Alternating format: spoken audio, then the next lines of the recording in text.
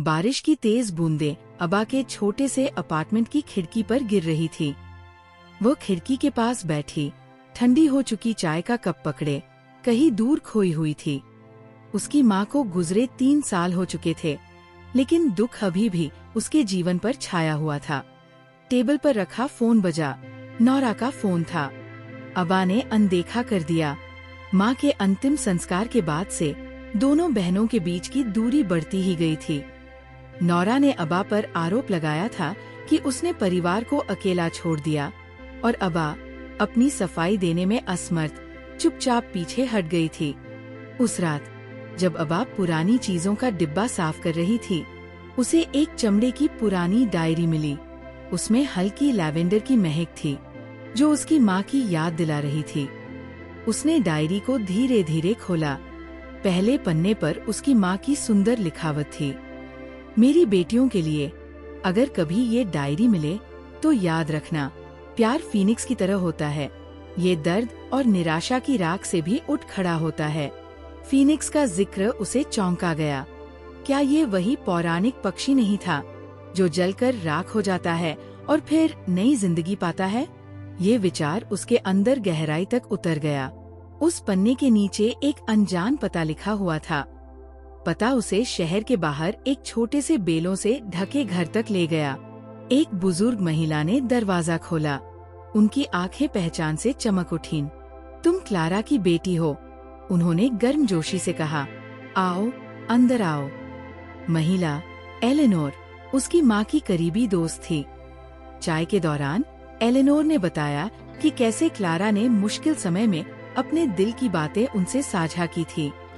वह हमेशा तुम्हारा और नौरा का जिक्र करती थी, एलेनोर ने कहा। उन्होंने हमेशा चाहा कि तुम समझो कि जीवन फीनिक्स की तरह है, विनाश और पुनर्जन्म के चक्रों से भरा हुआ।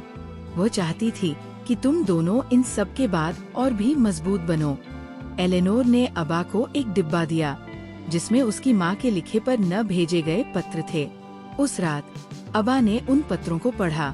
एक पत्र विशेष रूप से अबा और नौरा के नाम लिखा गया था।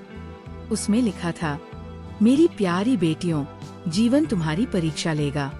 ऐसे पल आएंगे जब सब कुछ बिखरता सा लगेगा, लेकिन फीनिक्स को याद रखना, अपनी सबसे अंधेरी घड़ी में भी वो उठने का चुनाव करता है। प्यार वह आग है जो तुम्हें फिर से खड़ा करेगी। इस पत्र ने अबा के दिल को छू लिया। उसने महसूस किया कि उसने अपने दुख और अपराध बोध को नौरा से अपनी दूरी का कारण बनने दिया था। उसने तय किया कि अब नौरा का सामना करना होगा। अगले दिन अबा नौरा के घर पहुंची, अपने साथ डायरी और पत्र लेकर। नौरा ने पहले झिझकते हुए सुना, लेकिन दोनों के बीच गहरी बहस हुई।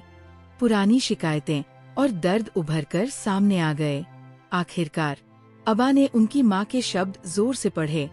फीनिक्स हमें सिखाता है कि विनाश अंत नहीं है, ये एक शुरुआत है। तुम दोनों मेरी फीनिक्स हो, साथ उठ खड़ी हो। ये सुनकर नौरा का गुस्सा आंसुओं में बदल गया। मुझे माँ की बहुत याद आती है, उसने धीरे से कहा। मुझे भी, अबा ने कांपती आवाज में कहा, लेकिन हमारे पास अभी भी एक दूसरे का साथ है। आने वाले महीनों में अबा और नौरा ने अपने रिश्ते को फिर से संजोया। अपनी यात्रा से प्रेरित होकर अबा ने एक सपोर्ट ग्रुप शुरू किया, जहां उसने अपनी कहानी और फीनिक्स के बारे में माँ की सीख साझा की। एक शाम श्रोताओं के सामने खड़ी होकर उसने अपनी माँ के शब्दों से अपनी बात खत्म की। उठो मेरी प्यारी बेटियों, फीनिक्स की तरह तुम भी राख से उठ सकती हो। ये कहानी सिखाती है कि जीवन चुनौतियों से भरा है, लेकिन दुख और निराशा के बाद भी हम फीनिक्स की तरह नई शुरुआत कर सकते हैं। प्रेम, सहनशीलता और माफी ही हमें मजबूत बनाते हैं। स्टोरी अच्छी लगी तो चैनल को लाइक, शेयर एंड सब्सक्राइब करें। धन्यवाद।